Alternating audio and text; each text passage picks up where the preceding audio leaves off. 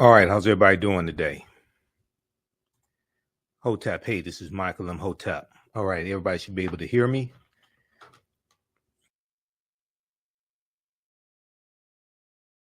How's everybody doing today? Hotep, hey, this is Michael Imhotep, founder of the African History Network, host of the African History Network show. I'm a talk show host, researcher, lecturer, writer, and historian. So it is Sunday, March 12th, 2023, and we are live. So I wanted to come on and deal with this topic that I've talked about before. And this deals with great African empires that Europeans tried to claim as their own. And sometimes Arabs try to claim them as their own as well. So share this broadcasting on social media platforms. Invite your friends to tune in. It's a great conversation. And also, we'll give you information about a 12-week online course that I teach called Ancient Kemet, the Moors, and the Ma'afa, Understanding the Transatlantic Slave Trade, what they didn't teach you in school. All right. So let's look at a few of these African empires. And I have a lot of information to share with you on this topic. And there was a video that I shared on our Facebook fan page, the African History Network. I shared it a few months ago, and it dealt with a European scientist who realized that the ancient Egyptians and ancient Nubians were Black Africans. Okay, well, I'll show you that clip also. All right, so we have the information and thread of our broadcast also to register for the 12-week online course that I teach. So the first African empire that we'll look at that Europeans tried to claim as their own is the empire of ancient Nubia, okay? And also you'll hear referred to as Ta Seti or Ta-Nehesi. When we look at, ancient Nubia existed from 4500 BC to 500 AD, 4500 BCE, before the Common Era, or BC, before Christ, to 500 AD, or Common Era. Now, ancient Nubia, or Ta Seti, also known as Kush, the region was known as Kush, was a region along the Nile River located in northern Sudan and southern Egypt. So today, the lower portion of the Sudan, the upper portion of the Sudan and the lower portion of Egypt historically was known as Nubia. All right. And we know that the geographical boundaries that exist today in the 54 African nations largely are the result of the Berlin Conference of 1884 and 1885 that was presided over by German Chancellor Otto von Bismarck. And these 14 European nations are going to carve Africa up into colonies. And they draw the geographical boundaries around the areas that had the natural resources and the mineral wealth that the respective European nations wanted. Okay, so the first monarchy, let me go back to that. Located in northern Sudan and southern Egypt. Now, it was home to some of Africa's earliest kingdoms, known for rich deposits of gold. Nubia was a major trading port for luxury goods that came from sub-Saharan Africa, such as incense, ivory, and ebony.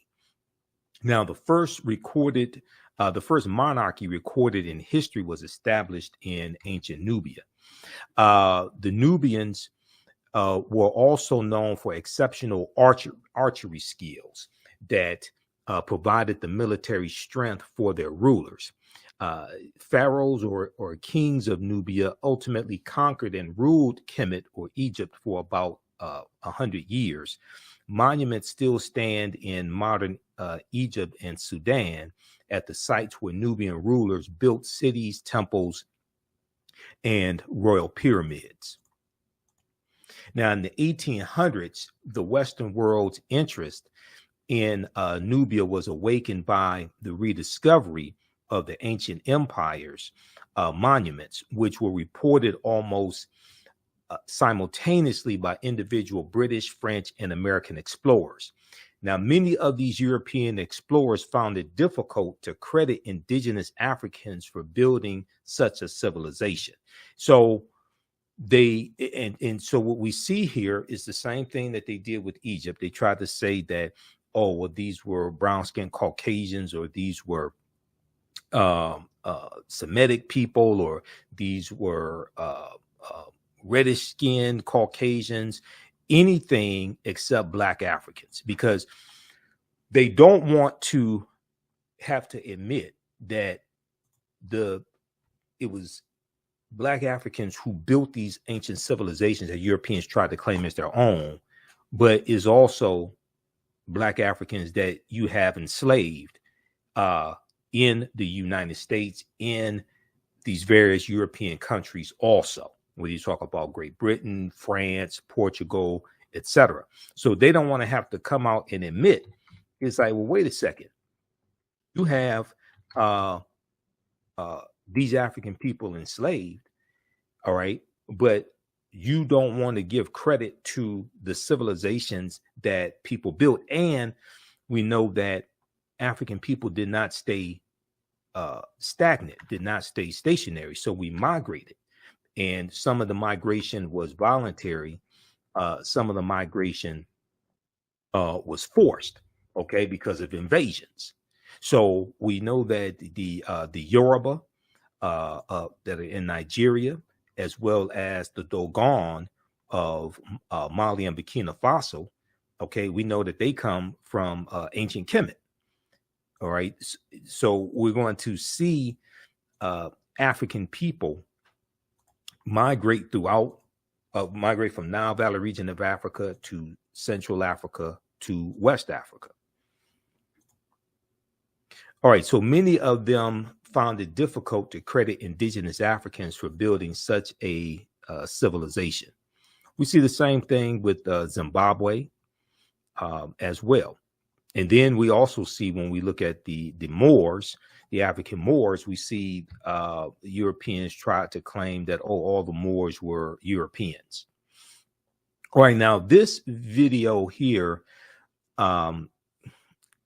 this is a European scientist who is disappointed when he finds out that ancient Egyptian pharaohs were Black Africans. Ancient Egyptian pharaohs were Black Africans.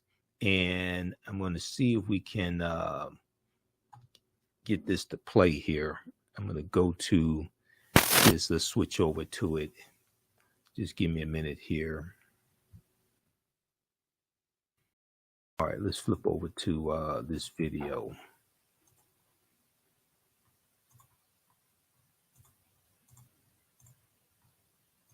All right, let's. Nubian feature, which means that the ruling family was probably Nubian, and that was unexpected. Examining Shammai's anatomy closely, the thickness of his bones and the shape of his nasal cavity, the anthropologists think he was a Black African, likely from neighboring Nubia. A huge revelation that challenges the prevailing image of the Egyptian ruling class. We always thought the ancient Egyptian elite were Mediterranean type, and in this sense, Shammai is representing the society of the frontier, in which different ethnic groups were mixed. At the end, it doesn't matter the color of your skin. Shammai was Egyptian. Okay, so I want to start that from the beginning. So just a second here. Let me refresh that. So he said at the end, it doesn't matter the color of your skin. He was Egyptian, but he doesn't want to say who the ancient Egyptians were. Surprise for Alejandro. Shammai's ethnicity. Well, they have just told me that Shammai had a Nubian feature, which means that the ruling family was probably Nubian, and that was unexpected. Examining Shammai's anatomy closely, the thickness of his bones and the shape of his nasal cavity, the anthropologists think he was a black African, likely from neighboring Nubia. A huge revelation that challenges the prevailing image of the Egyptian ruling class. We always thought the ancient Egyptian elite were Mediterranean type, and in this sense, Shammai is representing the society of the frontier, in which different ethnic groups were mixed. At the end, it doesn't matter the color of your skin. Shammai was Egyptian. Okay, so why would you think that the ruling class in ancient Egypt, ancient Kemet, was Mediterranean? See, they said they were shocked. They were stunned. They were stunned that he's black African. Really? These are the type of games that they play. Okay, these are the type of games that they play, and then they're so shocked. Oh my God, these are Negroes. Oh my God, you mean like the Negroes that we enslaved and told the world were inferior, right? And never contributed anything to world civilization, never built societies, etc. We made it illegal for them to learn to read and write when they gave reading and writing and literature to world civilization. They created world civilization. Oh my God. We can't let the world know this. Okay. All right. Now, during the 1840s, German Egyptologist Carl Richard Lepsius, who lived from 1810 to 1884, asserted confidently that the Greek term Ethiopian, when referring to the ancient civilized people of Kush, did not apply to Negroes, but was used to describe reddish-skinned people closely related to the Egyptians who belonged to the Caucasian race. And when you read Nile Valley Contributions to Civilization by Tony Browder, which is one of the books that we use in the 12-week online course that I teach, Ancient Kemet, the Moors, and the Ma'afa, Understanding the Transatlantic Slave Trade, what they didn't teach you in school. And our next class is Saturday, March 18th, okay, 2 p.m. Eastern Standard Time. Browder deals with some of the excuses that Europeans try to give to explain away the Africanity of ancient Egyptians, ancient Kemetic people, Nubians, things of this nature. Okay, they would do mental gymnastics to try to say, oh no, these were not Negroes. Okay, these were not sub-Saharan Africans. Okay, these were Mediterranean. They were Mediterranean, or they say the Greek term Ethiopian. And at one time, Ethiopia, all of Africa, at one time was referred to as Ethiopia. Okay, even when you study Greek mythology, and in high school I took a class on Greek mythology. Even when you study Greek mythology, they tell you that Zeus, who was the king of the gods in Greek mythology, they tell you Zeus came from Ethiopia. All right, so this is deep in their history, and then you look at where they get the knowledge from. When like the Greco-Roman soldiers, when they conquer ancient Kemet, they're going to learn from the ancient Egyptians, the ancient Kemetic people, and they're going to take the little bit of knowledge that they learn. They learn less than 10%. They're going to take the little bit of knowledge that they learned. They take it back to Greece and Rome, but they take it to other parts of the world. They also take it to Ireland as well. All right, let's continue. How's everybody doing? Give us a thumbs up, give us a heart, give us a like on this broadcast. All right. And in the thread of the broadcast, we have the information so you can register for the 12-week online course that I teach, Ancient Kemet, the Moors, and the Ma'afa. Understand the transatlantic slave trade, what they didn't teach you in school. I teach that normally on Saturdays, 2 p.m. Eastern Standard Time. And then today, Sunday, March 12th at 4 p.m. Eastern Standard Time, we're doing a special session of my Sunday class, which is that class is Black resistance movements from the Haitian Revolution to the U.S. Civil War, Civil Rights Movement, the Black Power Movement, 1800, 1968. We're doing a free class session of that course today at 4 p.m. Eastern Standard Time, because of daylight savings time is throwing my whole schedule off. So then I have to do my radio show tonight at 9 p.m. Eastern Standard Time. So you can register for today's class, 4 p.m. Eastern Standard Time at our online school. And we'll post a link here also so you can register for that as well. Okay. But we have it here in the thread of the broadcast. All right. Let's continue here.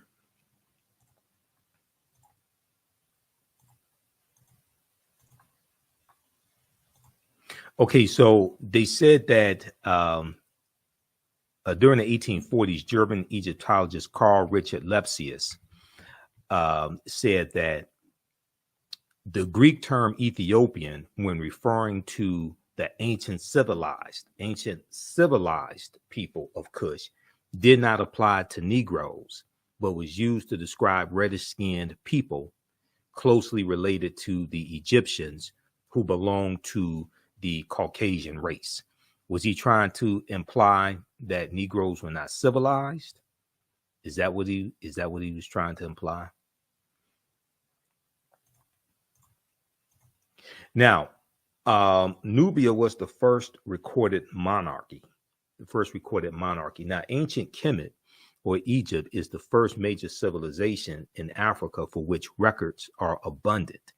It was not, however, Africa's first kingdom.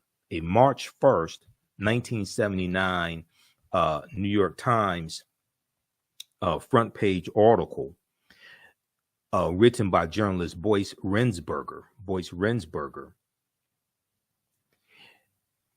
reported, quote, evidence of the oldest recognizable monarchy in human history, preceding the rise of the earliest Egyptian kings or pharaohs or Nasubites by several generations, has been discovered in artifacts from ancient Nubia.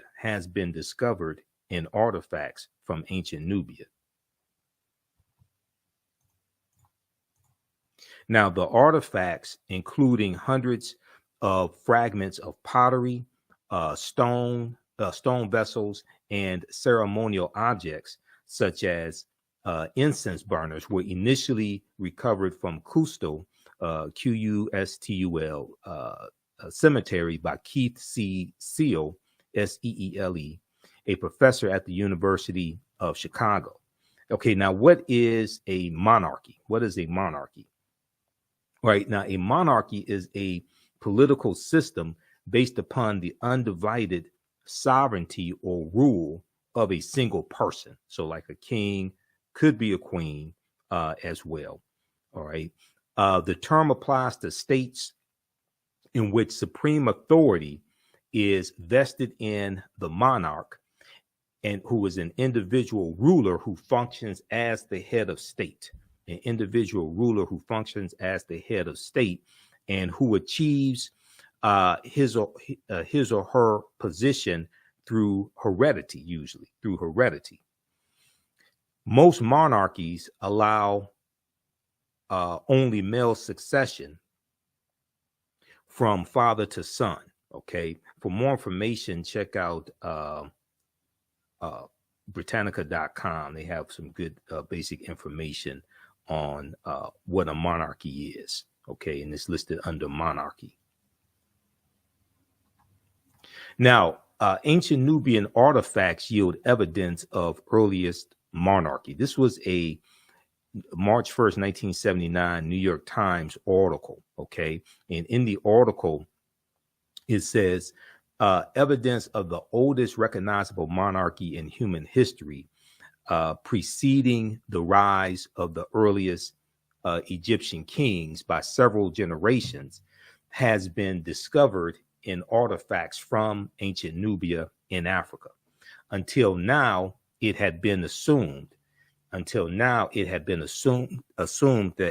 at the time the ancient Nubian culture which existed in what is now northern Sudan and southern Egypt, had not advanced beyond a collection of scattered tribal clans and chiefdoms. The existence of rule by kings indicates a more advanced form of political organization, okay, indicates a more advanced form of political organization in which many chiefdoms are united under a powerful and wealthier ruler. The discovery is expected to stimulate a new appraisal of the origins of civilization in Africa, raising the question of to what extent later Egyptian culture may have derived its advanced political structure from the Nubians. The various symbols of Nubian royalty that have been found are the same as those associated in latter times with Nasubites or pharaohs or Egyptian kings. So Nubia or Ta-Nehesi is the mother. Okay, Nubia or Ta-Nehesi is the mother, and the grandmother of ancient Kemet is Abyssinia or Ethiopia. All right, so all those civilizations are connected. You're dealing with Nile Valley region civilization. All right, give us a thumbs up, give us a heart, give us a like on this broadcast. Be sure to register for this 12-week online course that I teach, where we get deep into a lot of this information. It's called Ancient Kemet, the Moors, and the Ma'afa, Understanding the Transatlantic Slave Trade, what they didn't teach you in school. Our next class is, I do teach this class normally on Saturdays, 2 p.m. to 4 p.m. Eastern Standard Time. Our next class is Saturday, March 18th. 2 p.m. to 4 p.m. Eastern Standard Time. And we have the link for the class for you to register for the full 12-week online course. We have it here in the thread of the broadcast. I'll post it again as well. It's right on the homepage of our website, TheAfricanHistoryNetwork.com, TheAfricanHistoryNetwork.com. So we have information about our Sunday night radio show, 9 p.m. to 11 p.m. Eastern Standard Time. The African History Network show, PayPal, Cash App information. Then our 12-week online course. This class is on sale, $80, regularly $130. Next class is Saturday, March 18th. And you can register for it. We do the sessions live. All the sessions are archived and recorded, so you can go back and watch it anytime. Just click right here to register for full course. So if you missed our class on Saturday, May 11th, we had a great class Saturday, May 11th. As soon as you register, you can start watching that class, okay? And even a year from now, 2 years from now, you can go back and watch the entire course. So it doesn't, your access does not expire. On Sundays, normally 2 p.m. to 4 p.m. Eastern Standard Time, I teach Black resistance movements from the Haitian Revolution to the U.S. Civil War, U.S. Civil War, Civil Rights Movement, and Black Power Movement, 1800 to 1968. Okay, so our next class is going to be Sunday, March 12th. Special time, 4 p.m. to 6 p.m. Eastern Standard Time. We're starting later today because of daylight savings time. Okay, same structure for this class. You can register for that one as well. And today's class, we're going to give away a free class session. So we have the link here in the thread of the broadcast. You can register for the free class session, but you can also register for the full 12-week online course also, okay? And we look at history chronologically from 1800 to 1968 to see what happened to us, what leads up to the Civil War taking place, what happens after slavery ends, what were the laws and policies put in place to put us where we are today to understand where we need to go from here. So we deal with the U.S. Civil War, Reconstruction, 1865, 1877, Jim Crow era. We deal with the voter suppression tactics that were used in the South, Jim Crow era, World War I, World War II, Civil Rights Movement, Black Power Movement, and the Great Migration of 1915 to 1970.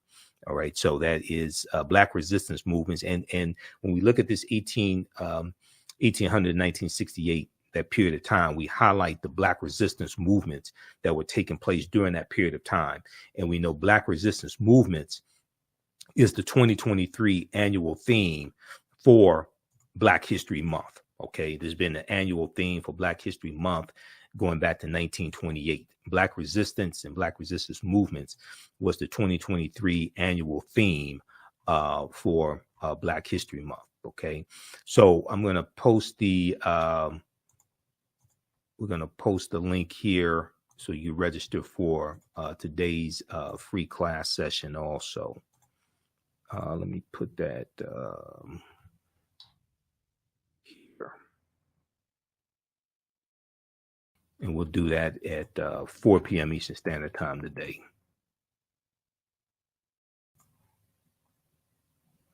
Just a second here. All right. Okay, let's continue. Okay, so the discovery is expected to stimulate a new appraisal of the origins of civilization in Africa, raising the question of to what extent latter Egyptian culture may have derived its advanced political structure from the ancient Nubians. The various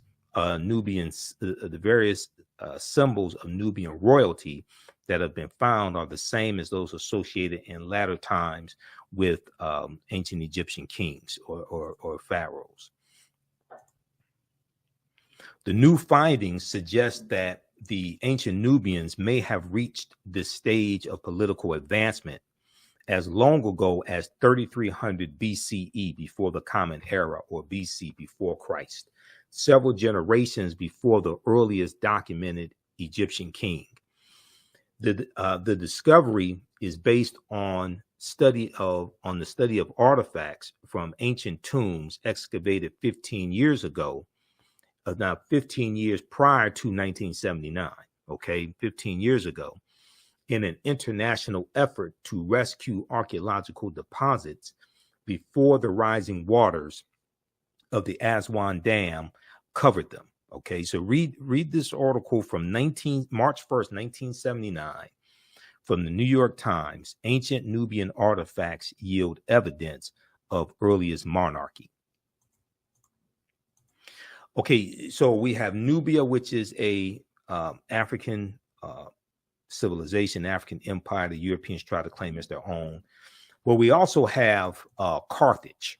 Okay, Carthage in North Africa, in the area that today is where Tunisia is. All right. Now, Carthage existed from 813 BCE, before the Common Era, to 146 BCE, and we've heard about the Punic Wars between Rome and Carthage, and Carthage is going to be destroyed in 146 BCE by Rome. Okay, and we read about Hannibal Barca fighting against Rome and the Punic Wars, and Hannibal crossing the Alps with the elephants, and we read about the Battle of Cannae, 216 BC, all of that. Okay, and we go through and talk about that in the 12-week online course that I teach as well. Okay, so there was a back in 2016, there was a series on the History Channel called Barbarians Rising. And Barbarians Rising dealt with a 700-year history of invasions in the Roman Empire. Okay, 700-year history of invasions in the Roman Empire. And it dealt with the first installment, first episode, was about Hannibal Barca fighting against the Romans. Okay, they had this Black British actor named Nicholas Pinnock portray Hannibal Barca, and some white people on social media lost their minds behind this. There was an article from AtlantaBlackStar.com that talked about this. They said History Channel's newest documentary series, Barbarians Rising, tackles the fall of the Roman Empire over the course of 700 years of invasions. However, the most recent episode that aired Monday, this is in 2016, depicts Hannibal of Carthage as a black man, depicts Hannibal Barca of Carthage as a black man. And many white history buffs are crying foul over the quote unquote historical inaccuracy, or what they call a historical inaccuracy. In the series, Hannibal Barca is portrayed by Black British actor Nicholas Pinnock, who there's no question that he's of African descent. Okay. He's not, you don't have to look at him for 5 minutes and try to listen to the tonality of his voice to determine if he is of African ancestry. Now, the famous Carthaginian general Hannibal Barca was a thorn in the Roman Empire side. He became a general at the age of 26 and managed to unite barbarian tribes to stop Rome's imperial rise. The military genius was famous for climbing the Alps with war elephants whose sole purpose was to stomp the Roman Empire, to stomp, S-T-O-M-P, to stomp the Roman Empire. Hannibal ultimately wanted to invade Rome, but he failed to do so. Okay, now, there have been debates over the race of Hannibal. This debate still continues to this day for some people. There really is no debate if you understand history. Read the article from AtlantaBlackStar.com from June 7th, 2016, called History Channel Portrays Hannibal as Black. White people cry foul over historical revisionism. All right. Now, when we look at Carthage, Carthage was founded in the 9th century BCE, before the Common Era, on the Gulf of Tunis. From the 6th century before the Common Era onwards, it developed into a great trading empire covering much of the Mediterranean and was home to a brilliant civilization. In the course of the long Punic Wars from 264 BCE to 146 BCE, Carthage occupied some of Rome's territories before finally being destroyed by its rival Rome in 146 before the Common Era. In his book, World's Great Men of Color, Volume 1, history scholar J.A. Rogers asserts, quote, the Carthaginians were descendants of the Phoenicians, a Negroid people. The Carthaginians were descendants of the Phoenicians, a Negroid people, and that, in fact, until the rise of the doctrine of white superiority, Hannibal Barca was traditionally known as a black man, end quote. So what we're going to see as you have a rise in European powers, and Europeans are coming out of the Dark Ages as they come out of the 1200s, going to the 1300s, which is the beginning of the Renaissance period. As they come out of that time and go into the 1400s and 1500s, we're going to see them conquering people's lands, especially in the 1400s. We're going to see them conquering people's lands, like with Christopher Columbus, and then we look at the Juan Ponce de Leon in the 1500s. In 1513, he comes into Florida and conquers Florida on behalf of Spain. And Europeans start to enslave people, not just African people, but also Indians, Native Americans. They start to enslave them, extract mineral wealth out of those respective nations, and they start to rebuild Europe. As you have a rise in the dominance of European powers, you also have a rise in the dominance of the European phenotype. And a lot of mythological characters get reinterpreted as European that were originally African, and some historical characters, some historical personalities also get reinterpreted, and some historical people, groups of people, get reinterpreted as European that were historically African. And we're going to see this depicted in paintings. We know that Europeans were worshiping the Black Madonna and Child for hundreds of years all throughout Europe, okay?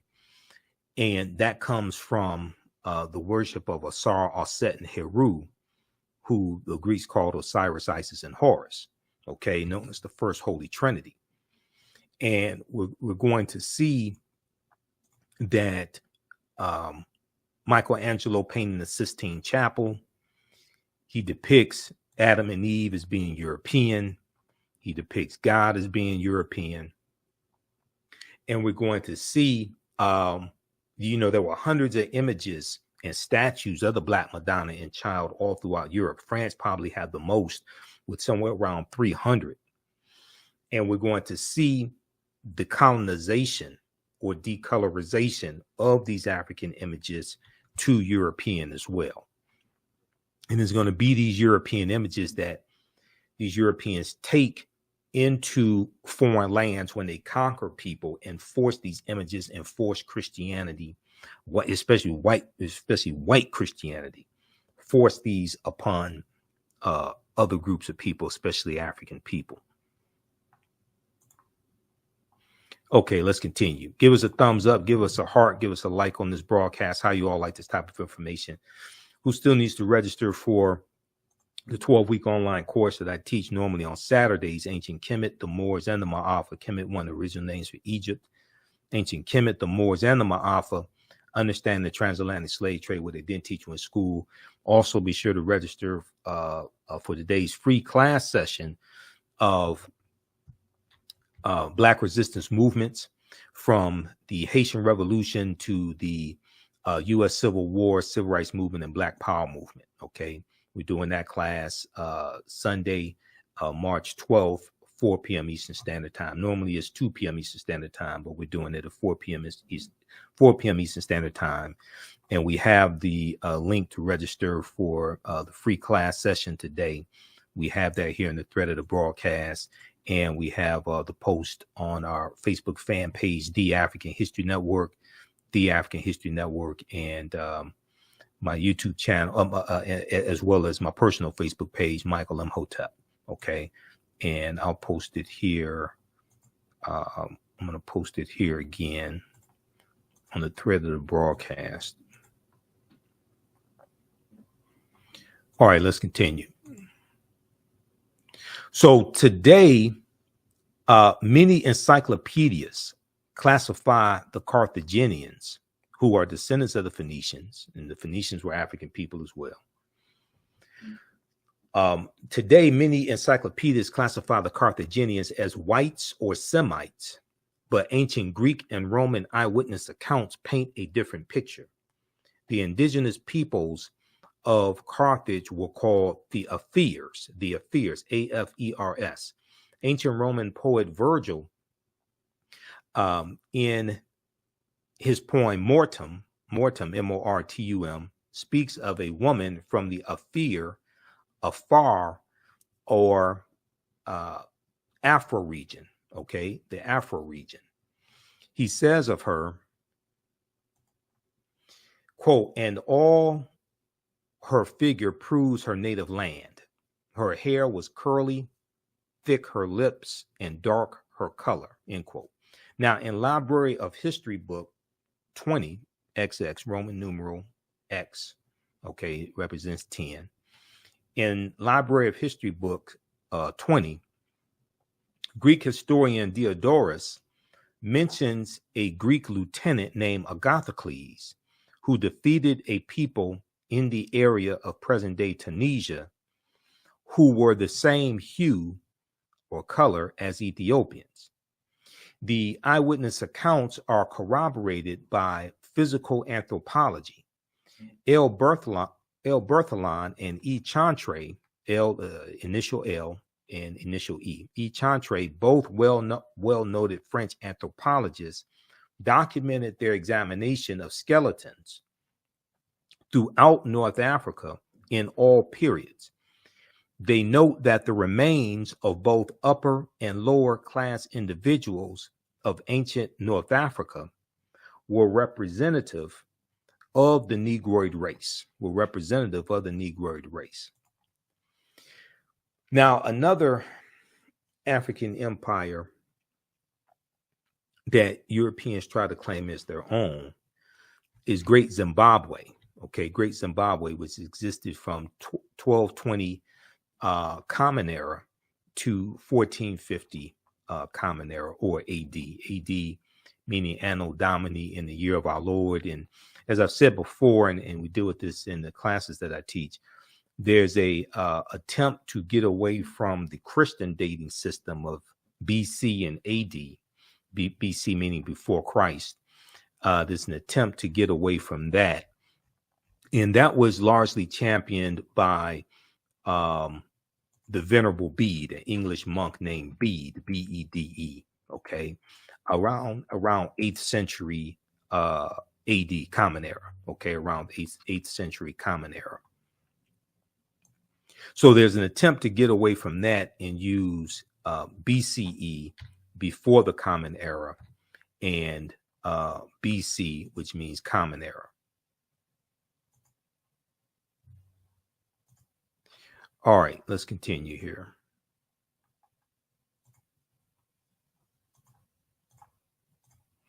Now, the civilization of Great Zimbabwe was one of the most significant civilizations during the medieval period.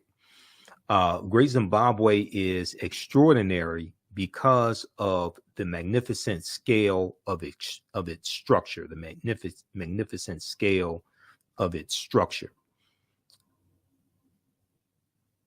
of its structures, I should say, plural. Its most striking edifice, referred to as the Great Enclosure, has walls as high as 36 feet, extending approximately 820 feet, making it the largest ancient structure south of the Sahara Desert. Now, in the 1800s, European explorers, imperialists, and colonizers were stunned by Great Zimbabwe's grandeur and cunning workmanship. Its grandeur and cunning workmanship. So they attributed the architecture to Portuguese travelers, Arabs, Chinese, Persians, or even biblical characters such as King Solomon and the Queen of Sheba, which is like really, really, really problematic. Okay, we're not going to go deep into that right now, but that's really problematic when you try to attribute physical structures to biblical characters. That's a huge problem there. That means like you're really desperate when you do something like that, if you know what I mean. Now, according to the Metropolitan Museum of Art, archaeological investigations conducted during the first decades of the 20th century have dismissed those attributions to the Arabs and the Chinese and the Persians and the Portuguese and things of this nature, and biblical characters, etc. According to the Metropolitan Museum of Art, archaeological investigations conducted during the first decades of the 20th century have dismissed those attributions and confirmed both the antiquity of the site and its African origins. Have confirmed both the antiquity of the site and its African origins.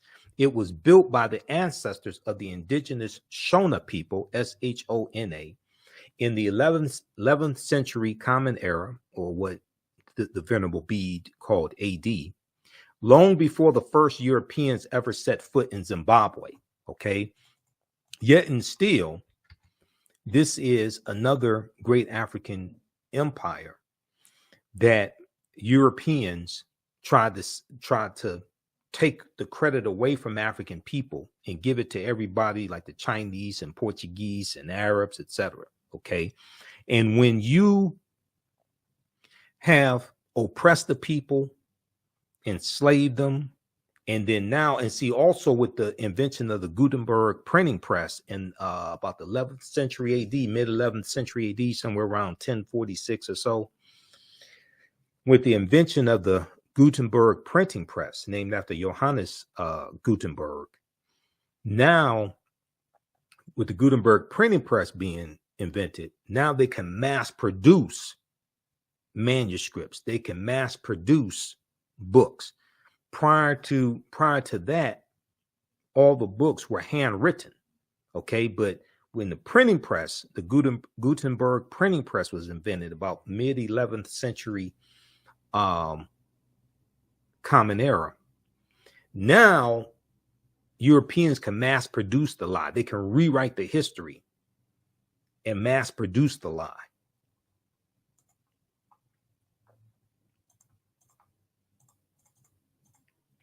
Okay, so another great African empire that Europeans try to claim, steal, and claim as their own, represent to the world as their own, was Numidia.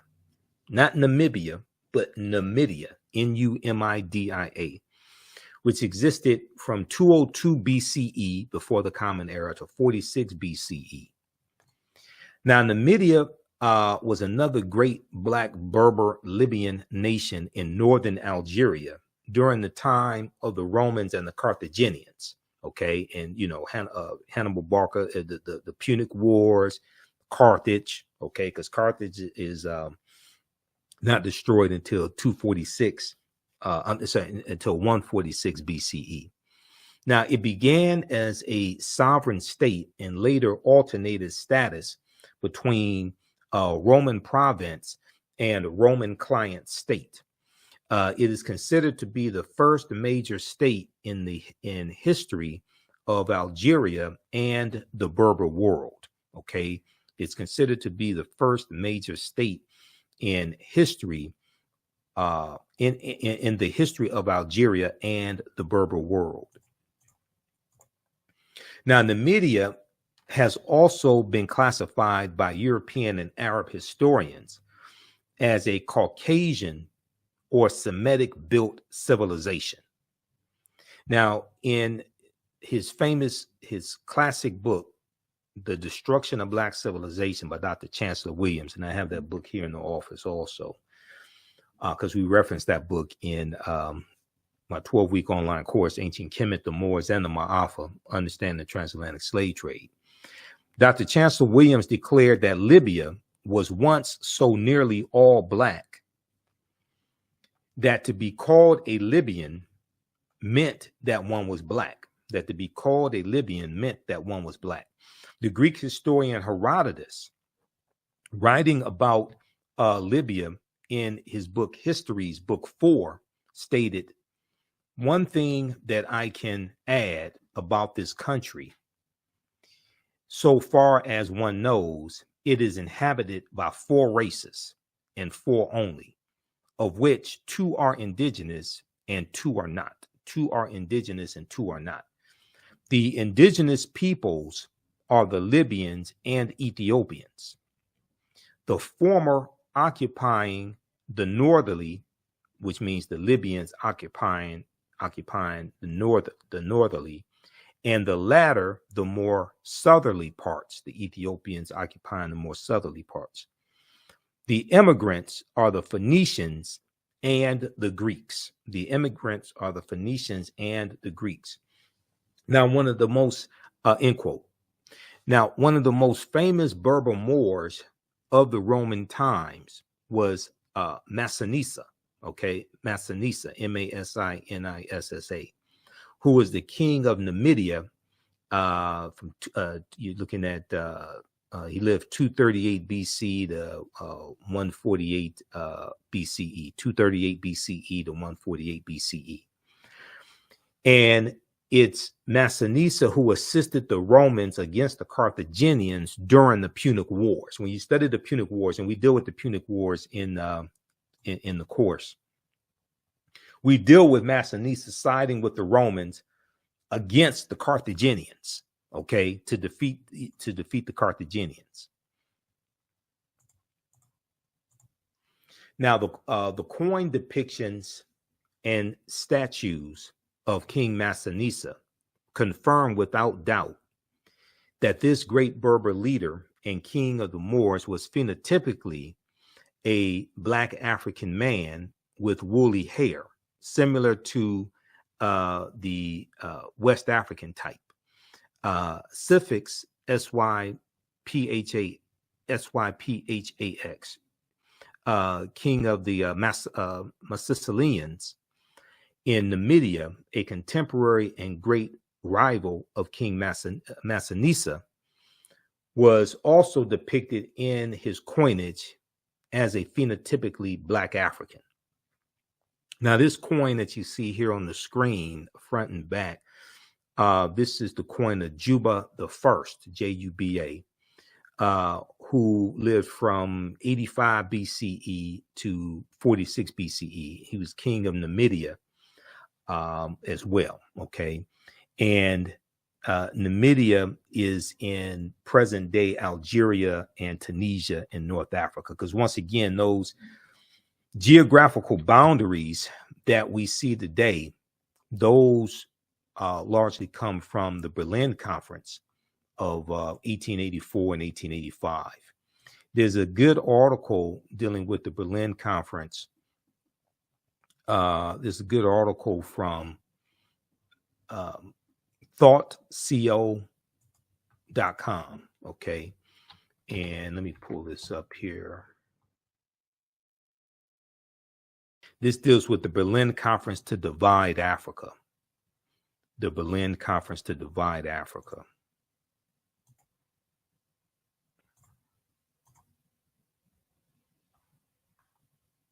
Let's look at this.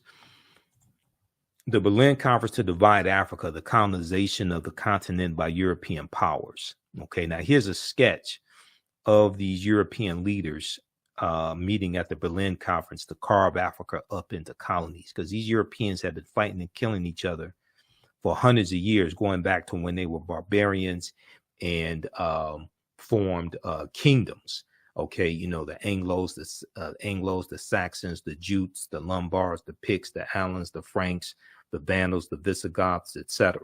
Okay, and then they're going to form nations. The barbarians go from kingdoms to nations, and these nations are going to continue fighting and killing each other. The Berlin Conference was Africa's undoing in more ways than one. The colonial powers superimposed their domains on the African continent. By the time independence returned to Africa in 1950, in the 1950s, beginning with Ghana in 1957 under Kwame Nkrumah, the realm had acquired a legacy of political fragmentation that could neither be eliminated nor made to operate satisfactorily. Now, let's see here.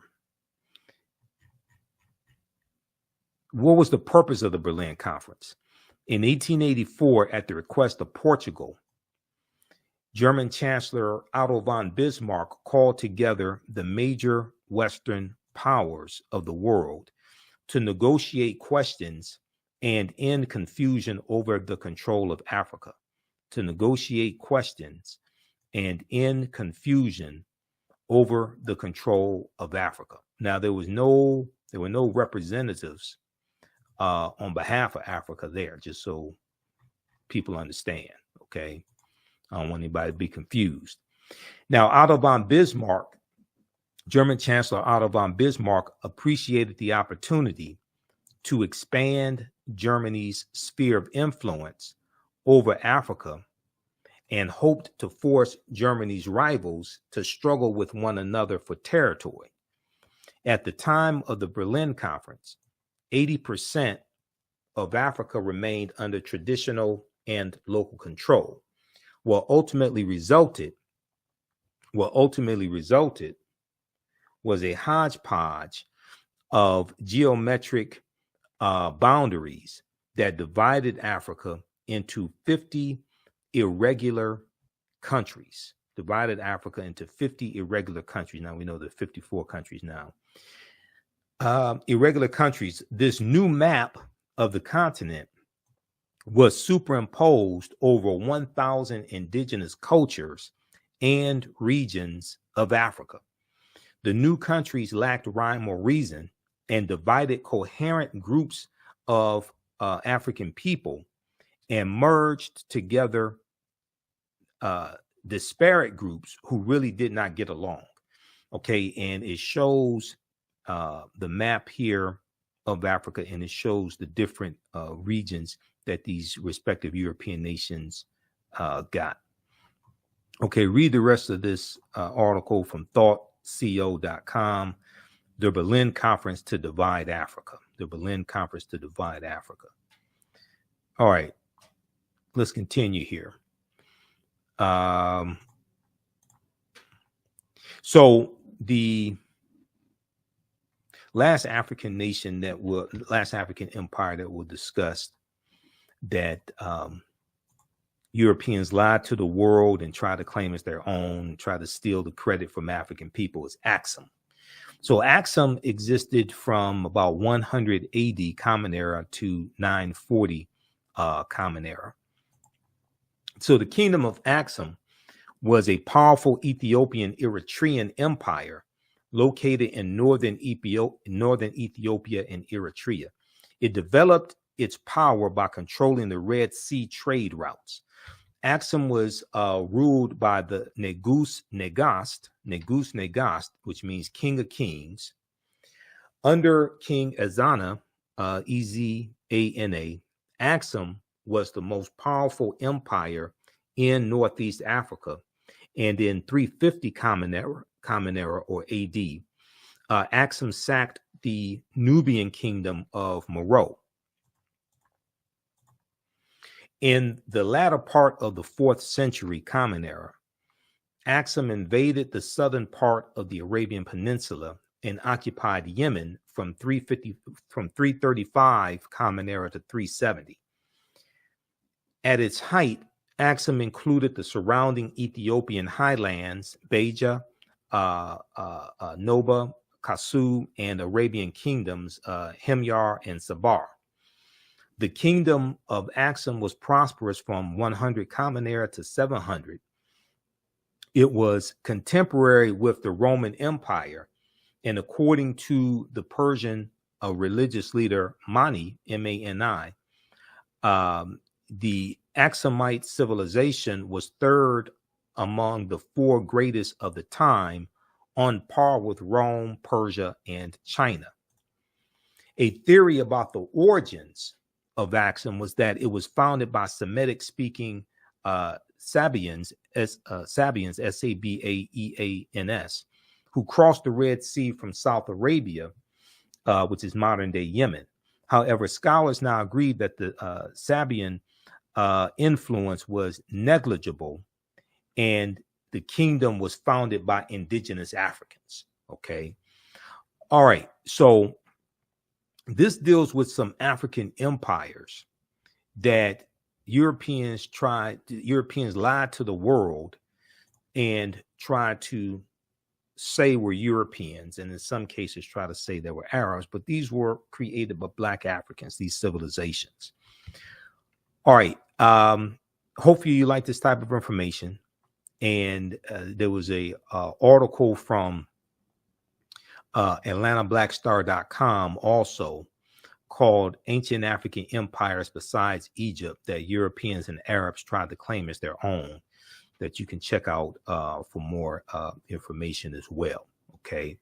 And this is just a sample of the type of information that we deal with in the 12-week online course that I teach, Ancient Kemet, the Moors, and the Ma'afa, understanding the transatlantic slave trade, what they didn't teach you in school. Okay, so we deal with thousands of years of history and what leads up to the transatlantic slave trade taking place. Okay, and when we deal with the transatlantic slave trade, we can't start studying our history in slavery. We have to deal with thousands of years of history that leads up to the transatlantic slave trade taking place. We can't start in 1619 with the Portuguese. We can't start in the 1440s. And we have to deal with thousands of years of history chronologically that lead up to the transatlantic slave trade taking place.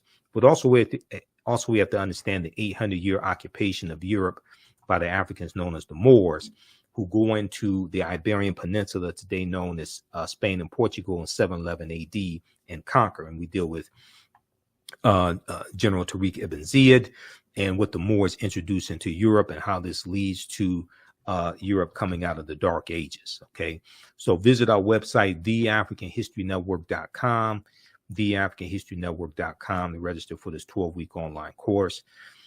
We have the information at our website as well.